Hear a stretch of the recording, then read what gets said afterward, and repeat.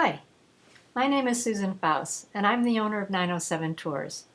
I know a lot of you are thinking about coming to Alaska in the wintertime, and it's always a quandary. What do I bring? What do I wear?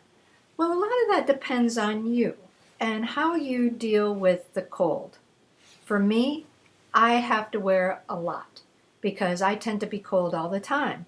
But there are many people whose bodies just tend to be a little bit warmer and they might not need quite as much.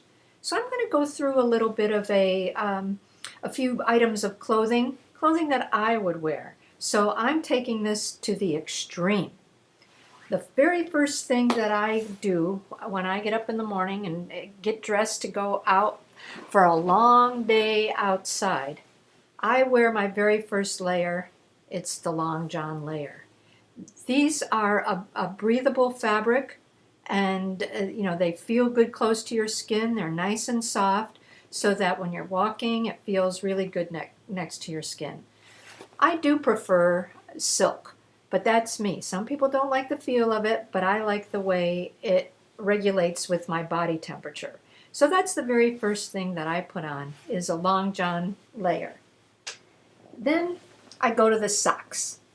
Socks are really, really important because, of course, your feet need to be warm, and I prefer smart wool. So this is an old pair of socks that I've had for years and years, but they're still working, and they keep my feet nice and warm. Now, you don't need to wear 2 and 3 layers of socks. You get one good layer that will work for you, or a couple of different weights of these breathable socks. There's many, many different brands out there, and you're good for the day. You don't need to put 2 layers on. It gets too bulky inside your boots, and then it can make walking uncomfortable. And then they ride up and all of that. It's not that great. So then on the top, you can actually use this as a first layer. It's a very, very light, like fleece product. And I may put this on top of my long johns. Again, remember, I get cold easy. So this would be like a second layer that I would use. Then I might put a turtleneck on, maybe yeah, maybe no. But another thing that I use a lot on the top is a good sweater. I invested in a cashmere sweater, and I've been so happy with this. I wear it almost every day when I'm on tour, because the cashmere is light and it's really, really warm. But then, some kind of a sweater layer. Another item that we can consider as a sweater is a jacket like this. And you've seen them all over the place, with this like windproof layer on the outside, a little bit of fleece on the inside. They're very, very common jackets. And this is another item that you could wear as a sweater under your jacket.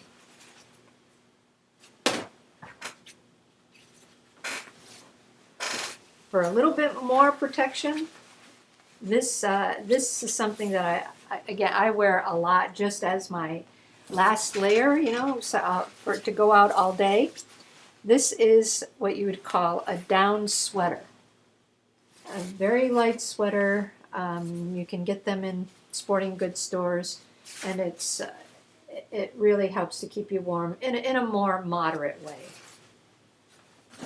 And I'm just going up and up and up in these layers. Something a little bit warmer that I use, say, when the temperature gets down to in the teens, and as I wind up in the 20s, I wind up going to this down jacket. This is a short down jacket, but it has more fill to it, so it's quite a bit warmer. Now, if I'm going out all day, I know I'm going to be going out. I'm going to the Matanuska Glacier. This is for me again. Remember, I'm going to the Mat Glacier. I'm going to be out on the Iditarod Trail during our restart. I'm going to wear the extreme. And sometimes I'm way too hot in this, especially in March. But this is the extreme parka. This is what climbers would use when they're climbing Denali or even Everest. So this is an expedition quality down jacket. Again, it's undoubtedly too extreme if you're just coming up for a conference. You're not going to need a coat like this unless you're going out for several days and being outside for several days. Now on the bottom, I sometimes just put on a pair of blue jeans over my long johns, or another type of a breathable layer, something that's comfortable. A fleece layer is probably the best thing. But then over that, you can either use just a wind pant or wet rain pant. This is very thin. It's just a single layer, really, really thin. Let's see if I can show you that. You can see it's just super thin. They zip up on the side, so when you're wearing boots, you can like put them on around you, and you don't have to take your boots off to get these on. But you can see they're quite thin. Again, all day situation where I'm going to be out where it's pretty cold. Then I go to a more insulated type of a ski pant, boarding pant, or snow machine pant. This is a much thicker material, and it will definitely break the wind and keep me a little bit warmer than just the light wind pant or rain pant. Okay, so that's kind of the basics, except for hats, gloves, and boots. Extremely, extremely important. Also, a scarf. Make sure you bring a scarf. They've got those turtle something scarves. You know, you just put them on over a neck gaiter. That's what I'm thinking of. Neck gaiter. And the hats and gloves. Now, if you're working in New York, or you're working in Boston, or you're, somewhere maybe even in Seattle area, you're wearing little gloves like this. This is great for just, going around Anchorage. But again, if you're going to go out for a while, you need something more substantial. You definitely are going to need some kind of a mitten like this. This is like a ski mitten, snow machine mitten, or a pair of gloves like this. Okay, something a little bit warmer, and something that's going to protect you from the wind as well. So, this for going around town, these for going out on a more,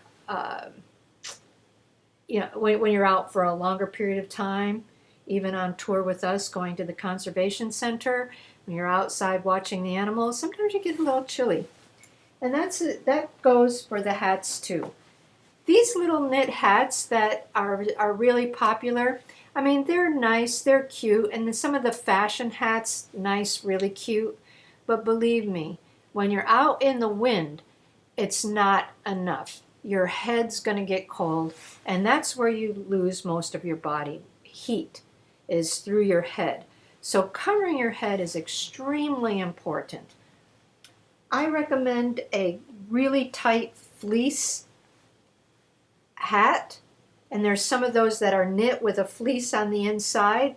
That works a lot better. So something that's tighter, that won't allow the wind or the cold temperatures to get to your head. Then we have a couple of other styles of hats. These are a couple of my favorites. They're the trapper hat. It's really keeps you warm. Keeps you warm around your neck. Really important, so that the air doesn't get down into you. Or like my Iditarod hat.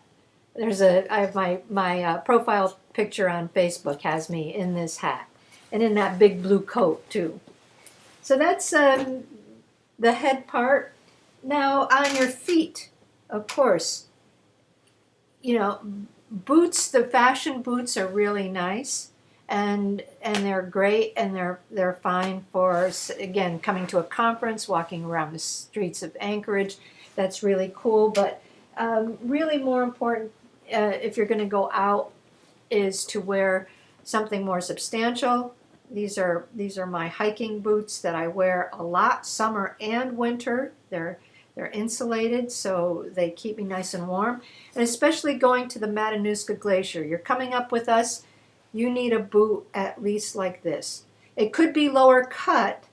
It could be like the sneaker, but you need a substantial boot to go out onto the glacier. So this is one of my husband's. This is one of those lower cut boots that I was mentioning. You can go up to a boot like this. Again, coming with us on the glacier, no heels. No heels. You can't wear the crampons if you're wearing a pair of fashion boots. And then to the extreme, this is what the mushers wear out on the Iditarod. This is a boot that works for me because I've frostbitten my feet a couple of times, and I truly, truly need something like this if I'm out for a long period of time. So there you go. And remember, when you come on tour with 907 Tours, you can dress pretty casually, light, but remember, if we go to the Alaska Wildlife Conservation Center, it's a drive-through, walk-through facility, so you're going to want to get out. You're going to want to get out and see the animals, and take pictures and just enjoy their presence. And the same thing, Mount Alyeska Tram, you need to walk a little distance, and then once we go up the tram with the skiers, you're going to be outside.